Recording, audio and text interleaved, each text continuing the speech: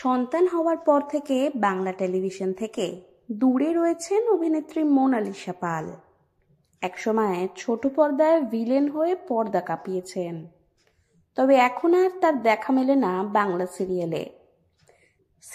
Villain চরিত্রে অভিনয়ের আগে একজন সঞ্চালক হিসেবে বাংলা ইন্ডাস্ট্রিতে জনপ্রিয়তা পেয়েছিলেন মোনালিসা।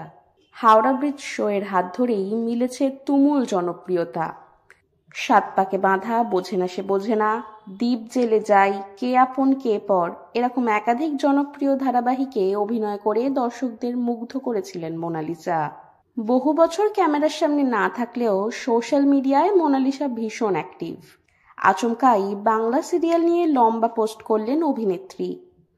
নিজের ইনস্টাগ্রাম স্টোরিতে মোনালিসা লেখেন, এখনো তারা একই ধরনের গল্প তৈরি করছে। আজকাল বাংলার সেরা শোগুলি প্রায় 6 বা 7-এর কাছাকাছি টিআরপি পাচ্ছে। যখন আমরা ডেইলি শো তৈরি করতাম তখন আমরা ধারাবাহিকভাবে 7 বা 8-এ পৌঁছাতাম, এবং যখন আমরা চার্টের শীর্ষে থাকতাম তখন এটি ছিল 9 বা 10, এমনকি 11-12।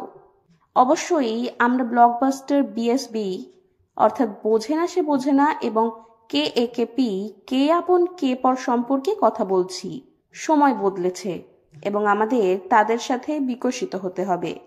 এখন সময় এসেছে দর্শকদের দেখানোর যে মহিলারা আসলে কি করতে সক্ষম, কিন্তু তা করার বদলে আমরা একই পুরনো জিনিসগুলি, যেমন বিবাহ বহির্ভূত সম্পর্ক, পুত্রবধূ এবং শাশুড়ির মধ্যে ক্রমাগত ঝগড়া দেখাই।